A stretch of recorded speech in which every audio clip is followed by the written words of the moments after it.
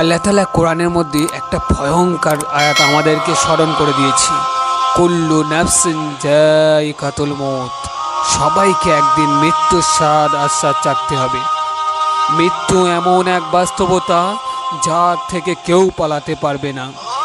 কুল ইন্নাল মাউতাল্লাযী তাফিরুনা মিনহু ফাইন্নাহু মুলাকীকুম। হে নবী, আপনি বলে দিন, মৃত্যু যার থেকে তোমরা পালাচ্ছ সে অবশ্যই তোমাদের সাথে সাক্ষাৎ করবে। মৃত্যু এমন এক বাস্তবতা যার থেকে কেউ পালাতে পারবে না। আজকে তুমি আনন্দ ফুর্তি করছো, আজকে তুমি ভোগ বিলাসিতায় মগ্ন হয়ে আছো। আগামীকাল হয়তো তুমি মৃত্যু বরণ করবে, আগামীকাল হয়তো তুমি মৃত্যু ও কবরের অধিবাসী হবে। হে যুবক, আমি তোমাকে বলছি, আল্লাহর শপথ করে বলছি, তোমাকে মরতেই হবে।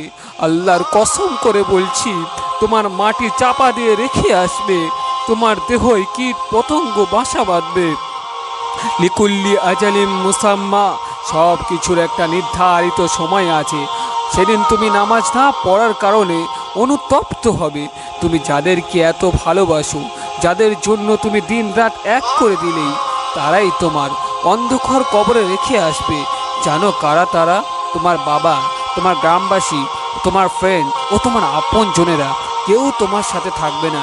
আল্লাহ তাআলা ডাক দিয়ে বলবেন, হাবাদি যাহাবু ওয়া তারাকুক ওয়া ফি কবরি ওয়াদাউক।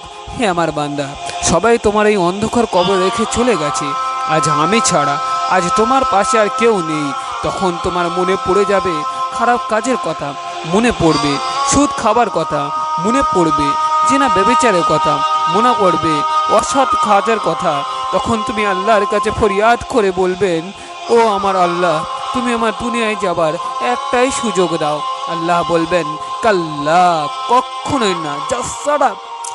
আমি তোমার দীর্ঘ সময় দিয়েছিলাম, সেই সময়গুলো কোন কাজে নষ্ট করেছো? সেই সময়গুলো কোন কাজে ব্যয় করেছো? আল্লাহ তাআলা রাগান্বিত হয়ে বলবেন।